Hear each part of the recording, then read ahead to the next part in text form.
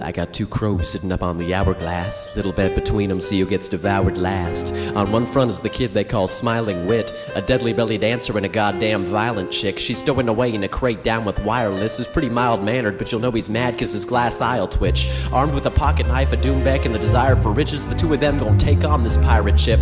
Two crows started crying and squawking away. That night when Wit took the knife and pried up through the top of the crate, and they were rough and away. Took a little walk across the deck in the middle of the night in the moonlight till the watchman stopped to check what was making the noise. Was he off his neck? Lost his common sense? Too much qual? Said he worked too hard to sweat? He just needed a vacation far away and tropical because he was hearing things, and what he saw there was impossible. And the closer he got, the more the beating of his heart hurt for that angel in black and gold dancing up at the starboard. Sure, he was pretty drunk and his head was whipped, but he rubbed his eyes and she was still floating off the edge of the ship. From leg to hip to the fingers at the end of her wrist, she waved like the sea, beckoning him to come away for a swim. So with his head getting lighter and breath getting hotter, he stepped off the deck to meet her 20 feet over the water. And after 10 paces, he was face to face with the angel. "What's your name?" he said, to no reply but the jangling and the jingling of the bells, the melting of the revival in her eyes that could kill you and still look delightful. He took off his hat, went to pocket his shank. She kissed his eyes shut and she cocked it away. She nodded and smiled and offered her thanks. Then she stabbed him in the abdomen and cast him off the plank. The crew had slept through it, but not until day, because up atop the cabin where the officers lay, Wireless heard the splash of the watchman to the grave. He put his hand down at his drum and he brought them awake. Loud as his goddess had taught him to play, while his sister hollered back from the opposite way.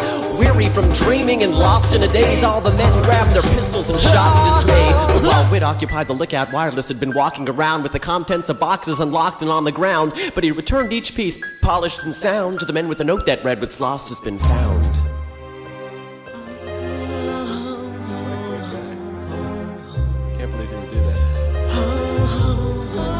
Actually, he did what he did for both kindness and cruelty and switched the men's ammo with diamonds and jewelry.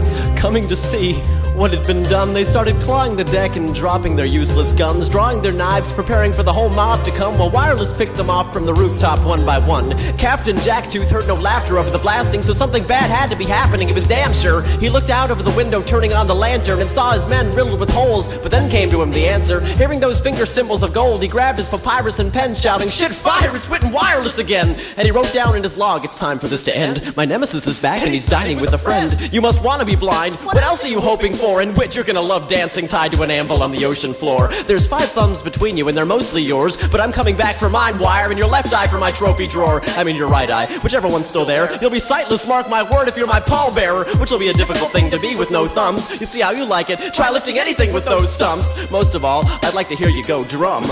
Oh, comes revenge this hour for me or for no one?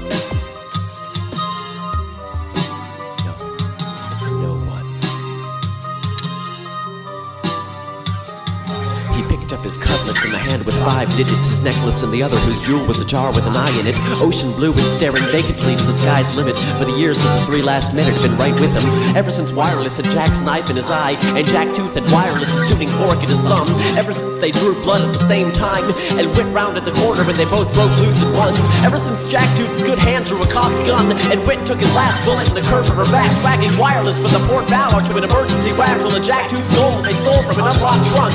Up until that hour when the sun was rising and the captain stepped out of his cabin yelling, "Come and find me!"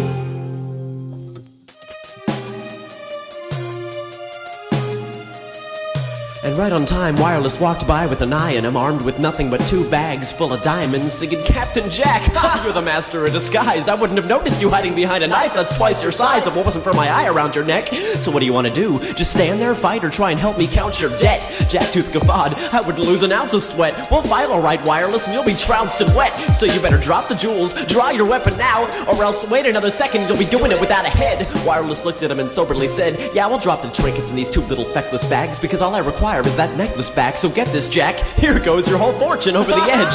Captain Jacktooth laughed. "Wireless, you're a terrible liar. The pain of losing a dime for you would be too unbearably dire." But Wireless dropped a bag, took a fistful of gold, kissed it once and tossed it backward into the abyss. The cold Captain Jack sneered and his heart was storming, while those jewels disappeared like the last stars of morning. He stepped backward, sword pointed. "You can't fool me. But if I can go on wearing both your eyes like jewelry, truly you're right. Who needs any of that booty? I'll cut your heart out and eat it like fruit," he said. And after 10 paces, he was face face to face with his enemy, said, "Any last words?" To no reply, but the jangling and the jingling of the bells, the melting and the revival in her eyes that could kill you and still look delightful. She danced from behind on the lightest of feet, with a pistol in hand while she lined up to speak. And the cold captain turned up with a gasp. She said, "Good night, my sweet murderous Jack," and shot him once right in the curve of his back till he fell to the deck with a jerk and a snap. Then Wireless knelt for that piece of himself, said, "You've kept it so well, and now isn't that nice? I'll hold it all the while you're sleeping in hell." But Jack Tooth snapped up and said, "Give me your eye!" Jack grabbed his cutlass and went for the face, tackled his enemy, spitting up with venom and rage. "Which one is real, you goddamn son of a bitch?"